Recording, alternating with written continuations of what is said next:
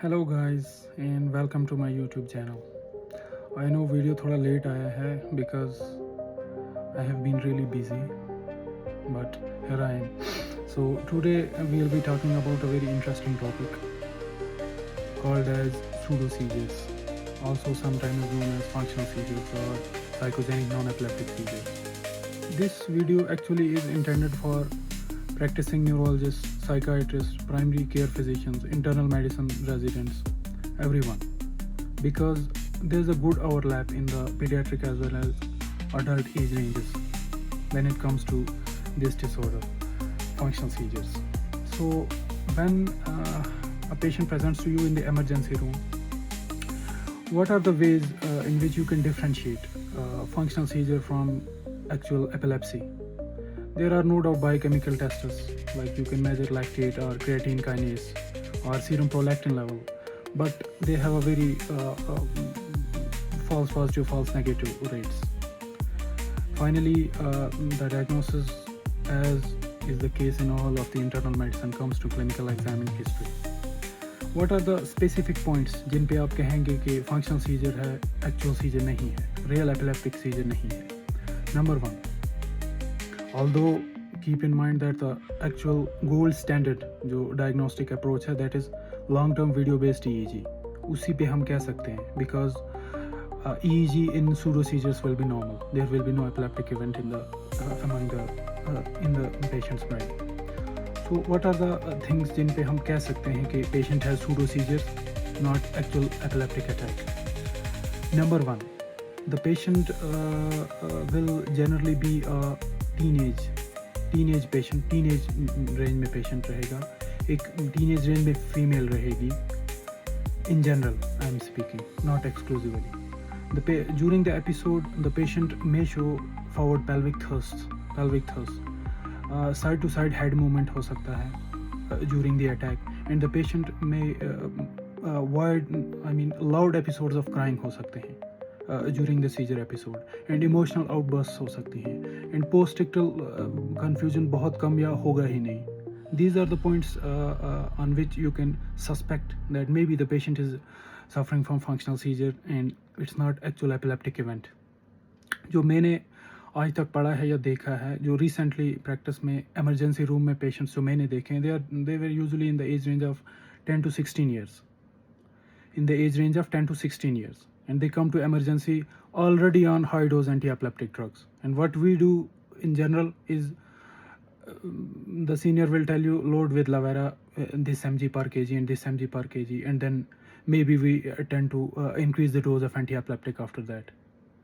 I mean, when you see very high doses of anti-epileptic drugs being administered, double, triple anti-epileptics, even the benzodiazepines, and when you see they are not working, why not think of an alternative etiology?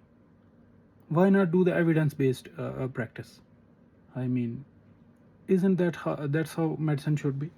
So इस case में you should suspect pseudo seizures or psychogenic non-epileptic seizures. Now, ये topic मैंने इसलिए उठाया क्योंकि I have read recent these guidelines from American Academy of Neurology. मेरे हाथ में हैं अभी ये. They say they are primarily meant for adult patients, but I think they have mentioned about children as well. The data is mainly, they have taken, this is a systematic review from 12 studies, from 12 previously done studies about pseudo seizures, functional seizures, and they have framed a guideline on how to manage functional seizures. I'll now show them to you. These are the guidelines basically. I have just read them, and I'll tell you the basic, bottom line, what they are saying about functional seizures. Number one point, unless there is an indication for starting anti-epileptic drug, pseudo seizures के साथ patient is having underlying epilepsy, या to start benzodiazepines, patient is having mood disorders like major depressive disorder, anxiety disorder, post-traumatic stress disorder. ऐसे disorders जब तक patient को नहीं है, comorbid condition नहीं है to start anti-epileptic drugs and benzodiazepines, never ever start AEDs just for pseudo seizures. Always and always refer the patient for psychological interventions to psychiatrist, because as this guideline says, psychological interventions are possibly better than anti-epileptic drugs, standard medical care for pseudo seizures.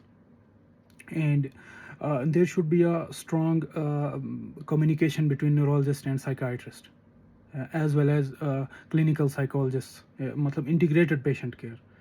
And because anti-epileptic drugs, as we all know, can be really dangerous.